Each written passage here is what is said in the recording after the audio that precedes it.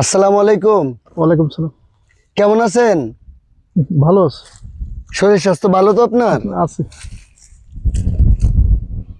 আপনারা গাছতলায় বসে থাকেন, আপনাদের কাছে অনেক শান্তি লাগে, কিন্তু আমি এইটাই ভেবে পাচ্ছি না যে আপনারা গাছতলায় বসে কি সাধনা করেন।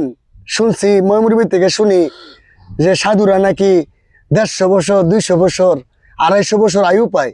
এটার সারমর্ম কি? কিভাবে আয়ু পায়? ও, এটা বুঝতে চাও? জি, একটু যদি বুঝে বলতেন।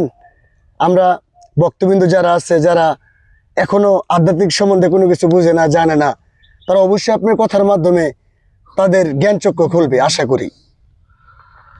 মানুষের আয়ু যতটুক দিছে, আবার এর ভিতরে মানুষকে সর্বশ্রেষ্ঠ জীব হিসাবে তাকে কিন্তু ইচ্ছা শক্তিও দিয়ে দিছে। আয়ু দেওয়ার পাশাপাশি আরেকটা শক্তি দিচ্ছে ইচ্ছা শক্তি। এই ইচ্ছা শক্তিটাকে প্রয়োগ করিয়া তোমার 100 বছর থেকে তুমি 150 বছর বাড়াইতে পারবে।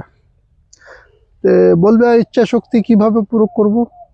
এটা তো জি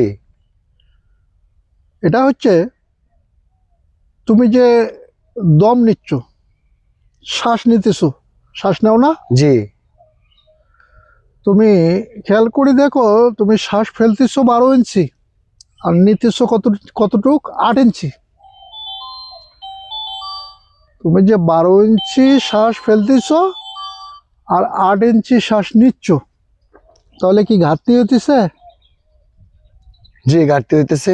কত ঘাটতি হলো? 4 ইঞ্চি। জি তো এইটাই তোমার আয়ু। যদি তুমি 8 ইঞ্চি ফেলাইতে পারো আর 8 ইঞ্চি নিতে পারো, তোমার আয়ু স্থির হবে। গড় হিসাবে আয়ু বৃদ্ধি করার জন্য, এই জন্য এটাকে বলে সাধনা। এটাকে বলে, এটা কিভাবে করে সাধনাটা? এই সাধনায় যে বললাম, বোঝো নাই যে তোমার দম সাধনা, যে দমটা তুমি 8 ইঞ্চি ফেলো, 8 ইঞ্চি নাও। তুমি 12 ইঞ্চি ফেলতেছো, 8 ইঞ্চি নিতেছো, তো তোমার তো ঘাটতি হবে, তোমার আয়ু তো কমতেছে। এটাই তো আয়ু। তাহলে কি এটা শ্বাস প্রশ্বাসের থেকে সাধনা হয়?